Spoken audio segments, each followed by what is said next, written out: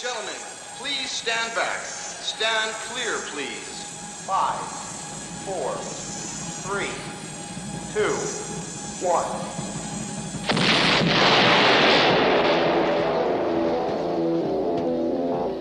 1. There are people who will do anything for thrills. We call them Daredevils.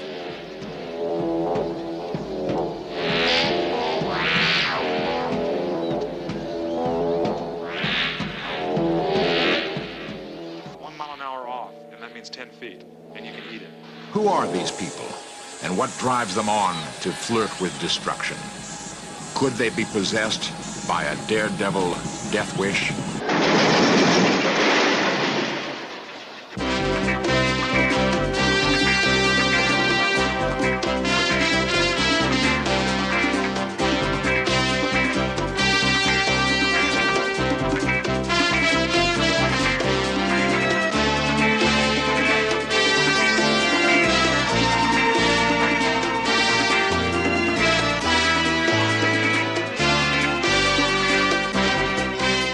This series presents information based in part on theory and conjecture.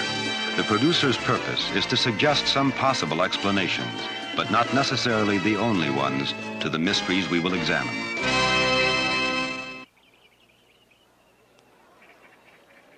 The tower is 55 feet high. The water is 18 inches deep.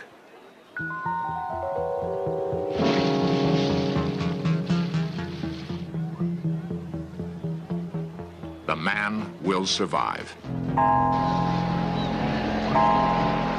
The Daredevil gained great popularity in the 1920s.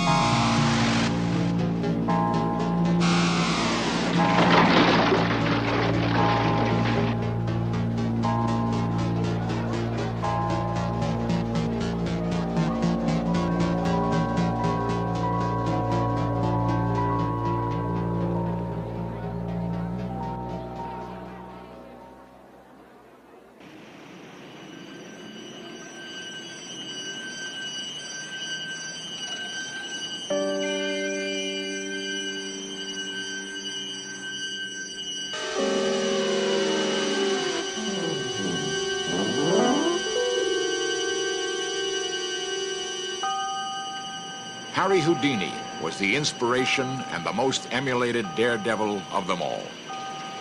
What Houdini could actually do has been simulated and faked by many in the years following. He was the father of it all. Here, in rare footage taken in New York at the turn of the century, this master of the art demonstrates his escape abilities.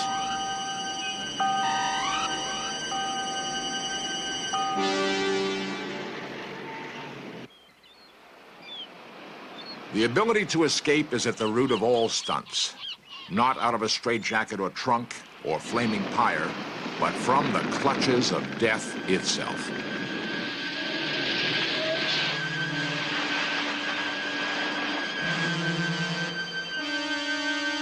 Whenever you have winners, you may have losers. On a warm July day in 1930, a well-dressed gentleman and a turtle prepare for a journey into legend.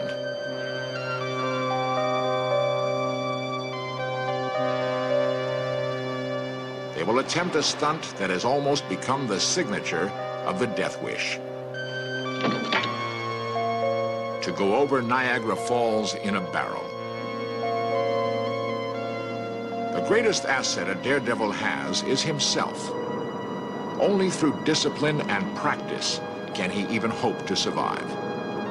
But even those are not enough if you lack the most important quality of all, luck. Perhaps some stunts should never even be tried.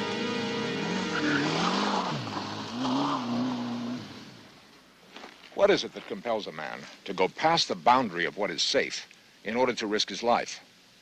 None of the stunts you will see in this program should ever be attempted. They are part of the world of the daredevil, a world where an inch, a second, or a bad reaction can make the difference between life and death. Our quest then is to find out what is the source of the Daredevil death wish. At first glance, there's nothing that would separate Pat Jackson from any other 42-year-old housewife and mother. Unless she happens to be on the road.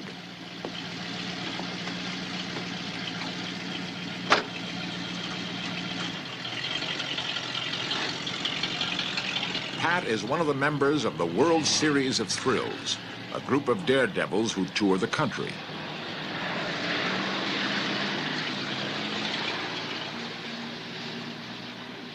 I consider myself a daredevil. I've been in the business for several years and just love it. I consider myself the normal housewife. I cook and wash dishes and wash clothes and go to the market, just like everyone else.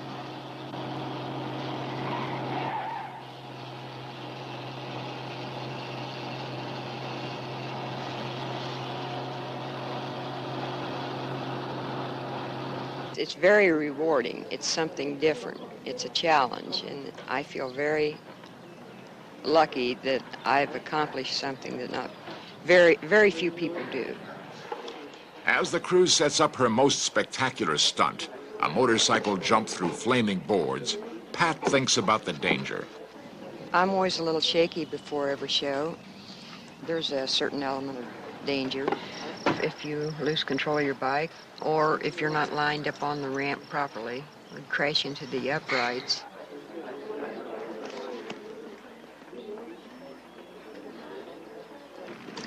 And if you're not going fast enough, you could get burned. It gets pretty hot.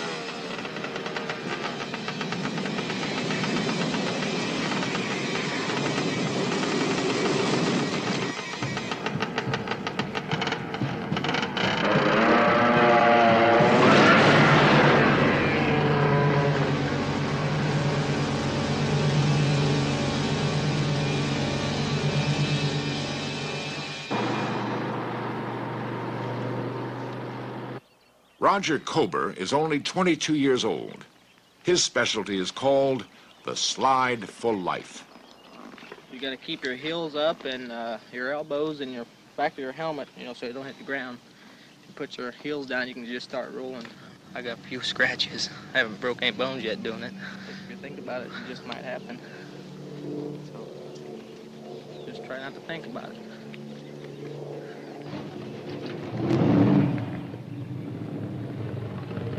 As soon as the truck reaches 50 miles per hour, Roger will begin his slide. This time, the unexpected will happen.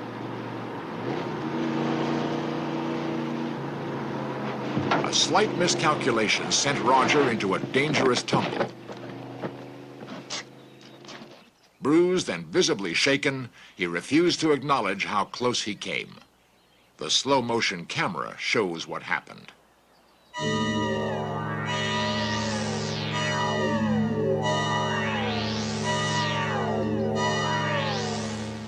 Hi there, I'm Hank Wise.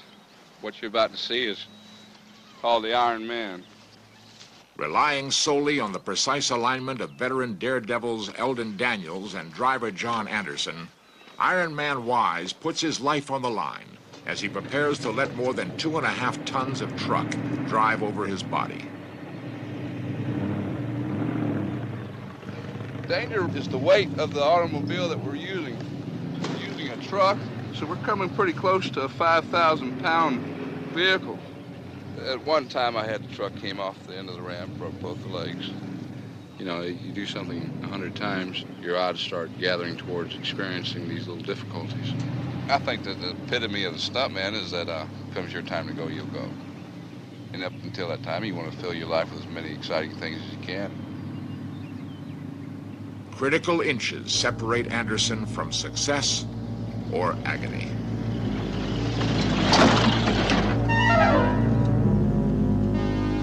I look forward to telling my grandchildren about the times I've been run over with trucks and I lived through it.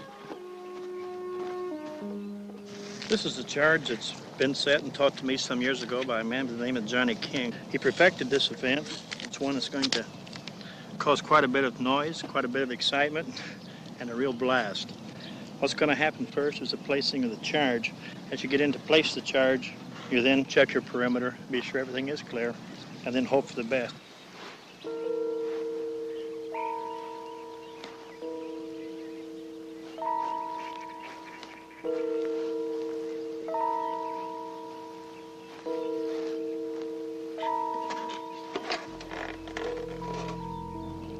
The danger involved, of course, as most everybody knows, explosives are not to be played with. It's not a toy. It is a calculated risk, and it will work today. We generally feel that people come out to see what's going to happen to somebody. If the blood is spilled, they kind of like to be there. They're not mercenary and want to see it, but if it happens, they don't want to miss it. After placing the equivalent of 6 sticks of dynamite below himself, John Anderson prepares to set off the charge.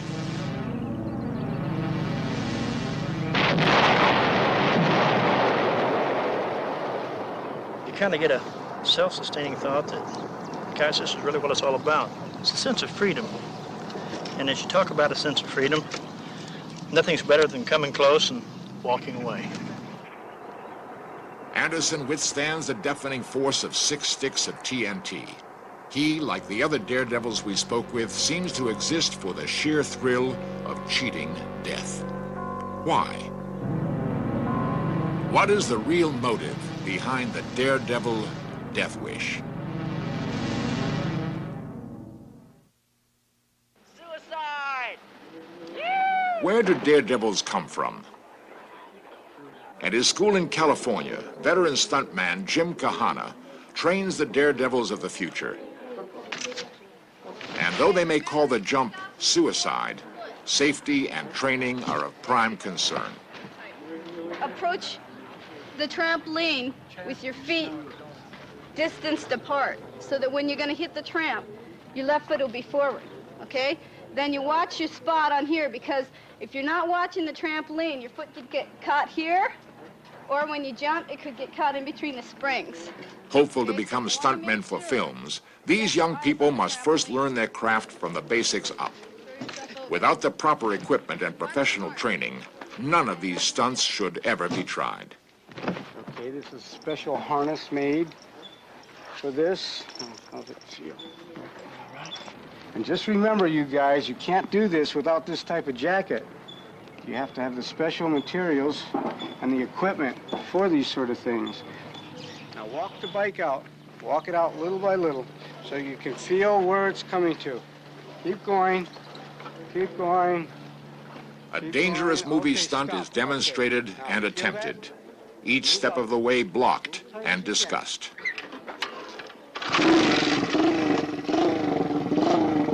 If done incorrectly or without proper equipment, the illusion of being shot off a horse or speeding motorcycle can be fatal.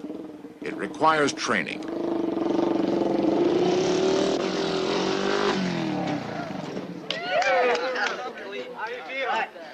Okay, hold it. How'd that one feel? That was good. Bang.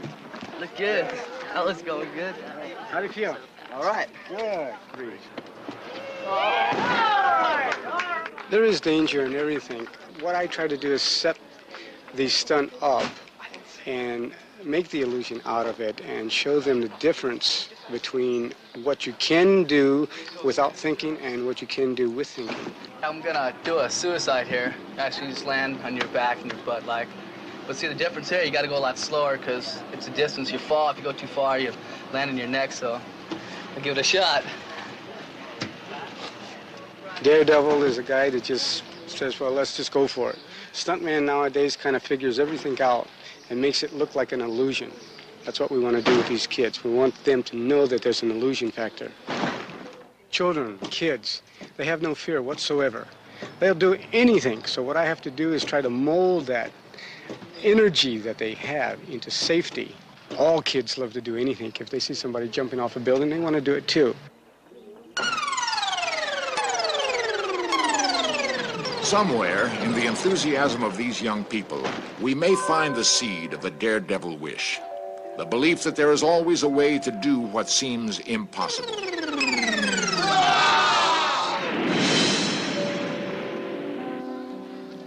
perhaps the ultimate Daredevil story belongs to Chuck Strange, pickup pilot.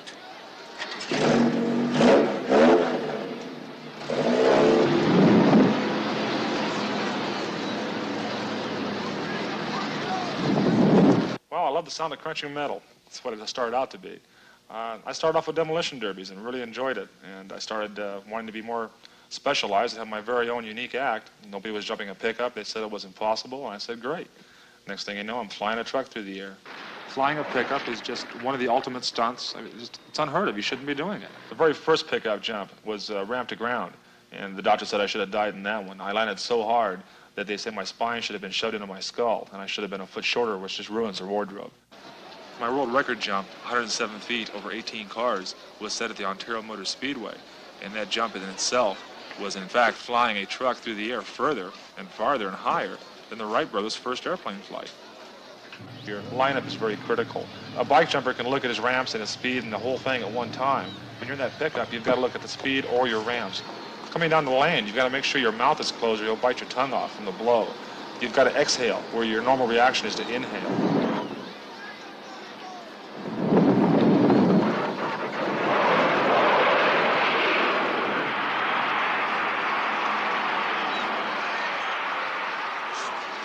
To me, something scary is to go swimming. Why a daredevil seeks out danger and death has been researched by psychologist and sociologist Dr. Samuel Z. Klausner, author of Why Man Dares. What they've done is increase the general energy level by going through fear. And by going through fear and overcoming fear, they end up with a quantum, with an amount of euphoria that they couldn't have enjoyed otherwise. And that's the base of the motive for doing some of these thrill-seeking things.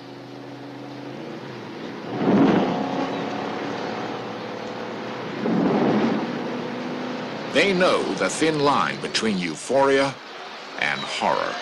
I never had any nightmares until that fateful dome crash. And when that happened, I mean, I don't know, it must have taken me at least 6 months. I mean, I would literally wake up in the middle of the night, the usual routine you always hear about, sweating, and I would just relive that crash over and over again. And it was rather horrifying because it was a very spectacular crash. And just to think about it, you know, kind of gives you a shiver.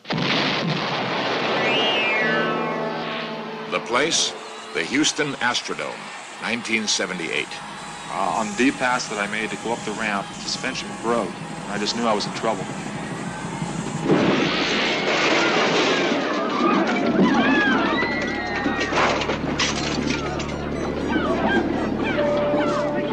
Most of the 59,000 people watching were sure that Chuck Strange was dead, a fear shared even by his own crew.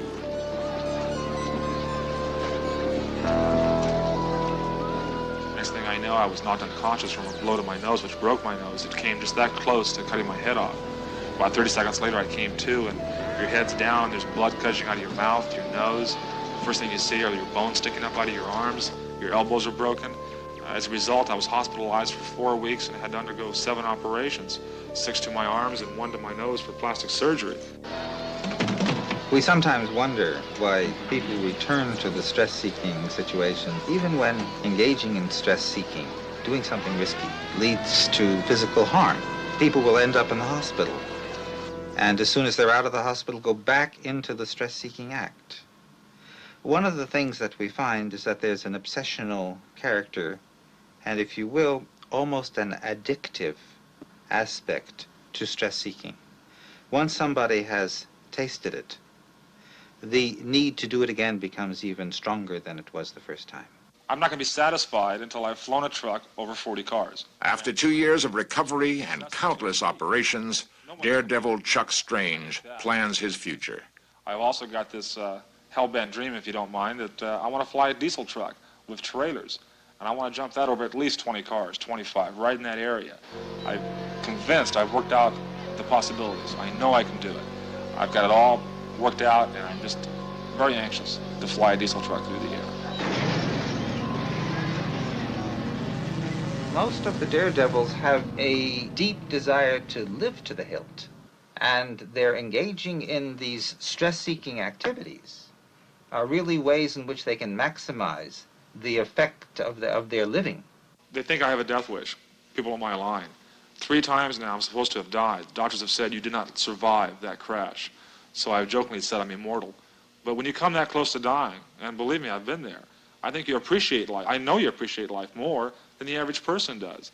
I mean, sure, people are out there that have been injured bad and are still depraved in some way, but when you've come that close to dying, just a simple thing like seeing the sun come up, the birds singing, to get up and walk again with your own feet, I appreciate life very, very much. I do not want to die. I believe in what I'm doing. If I thought I'd die tomorrow, I would never get in a pickup again. I've always said I'm either going to be dead or retired by the time I'm 35, and I got to get in there. It's very easy for the daredevil to go over the brink, to push himself or herself to the edge and move into self-destruction, so that being a daredevil or a stress seeker almost can become suicidal.